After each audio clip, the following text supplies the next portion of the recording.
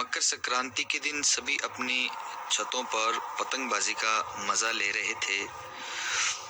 बलिया गांव का रहने वाला अमित कटी हुई पतंग को लूटने के लिए इधर उधर भाग रहा था। जो पतंग उसे मिली उसे बड़े मजे से उड़ाता और पतंग के कटने पर उसे लूटने भागता।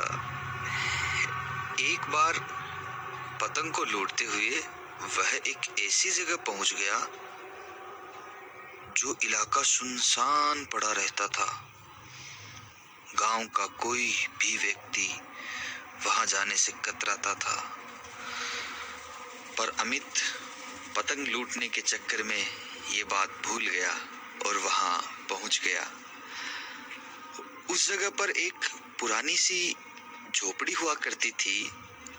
उसके पास एक बड़ा सा पुराना सा पेड़ था। जब अमित पतंग लूटने उस ओर बढ़ ही रहा था कि उसने एक आवाज सुनी, अमित यहाँ आओ। अमित ने देखा ये आवाज कहां से आ रही है। काफी देर इधर उधर देखने पर कोई नजर नहीं आया। उसने वहम सोचकर अपनी पतंग निकालने में लग गया जो उस पेड़ में अटक गई थी। पतंग उतारकर वो नीचे उतरा और धागा समेट ही रहा था कि एक बार फिर वही आवाज आई, अमित यहाँ आओ। उसने देखा कि ये आवाज तो इस झोपड़ी से आ रही। वो उसकी ओर ये कहते हुए बढ़ा, कौन है? कौन है? कौन है वहां? पर कोई आवाज ना आई। अमित आगे झोपड़ी के पास पहुंचा और उसका दरवाजा खोला तो उसने देखा उस झोपड़ी में तो एक अंदर जाती हुई एक गहरी अंधेरी सुरंग है। वो धीरे धीरे उसमें बढ़ने लगा। उसका दिल जोरों से धड़क रहा था, लेकिन वो उस आवाज की खोज में आगे बढ़ चले जा रहा था।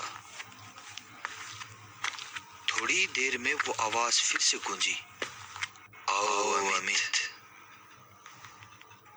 उसने देखा वो जिस रास्ते से नीचे उतर रहा था उसी सीढ़ियों में उसके पीछे एक बूढ़ी सी औरत खड़ी है।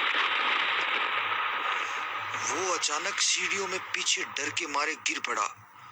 उस औरत ने कहा, क्या तुम्हें पता है गांव वाले इस इलाके में क्यों नहीं आते हैं और तुम यहाँ एक आवाज पर चले आए।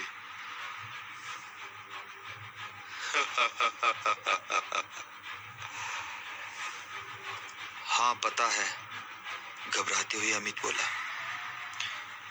तुम्हारे बेटे की मकर संक्रांति के दिन ही पतंग लूटते समय एक गाड़ी से टक्कर होकर मौत हो गई थी, जिसका सदमा तुम बर्दाश्त न कर सकी और अपने आप को आग लगा ली थी। ये सब बातें सुनकर वो बूढ़ी औरत भयंकर गुस्से में हो गई और जोर से चिल्लाई, ये सब झूठ है। मेरे बेटी की मौत गाड़ी से टक्कर लगने से नहीं, प्लास्टिक के इन धागों के कारण हुई थी। मैंने इस प्लास्टिक के धागे से गांव वालों को पतंग उड़ाने से मना भी किया था, पर इन्होंने मेरी एक न सुनी, जिससे मेरे बेटे के लिए की नस कट गई और उसकी मौत हो गई। उसका सदमा में बर्दाश्त नहीं कर पाई और मैंने अपने आप को आग लगा ली। फिर वापस गुस्से आकर वो औरत बोली, तुम भी उसी प्लास्टिक के धागे से पतंग उड़ाते हो ना? उसने उसके जेब से वो धागा निकाला तो वो धागा सूत का था। वो देखकर चौंक गई। अमित ने कहा, गांव में तो अब सभी सूत का ही धागा इस्तेमाल करने लग गए हैं। ये देखकर बूढ़ी औरत ने अमित को छोड़ दिया। अमित भागता हुआ अपने घर लौटा, पर उसके दिमाग से उस बूढ़ी औरत का चेहरा जा ही नहीं रहा था।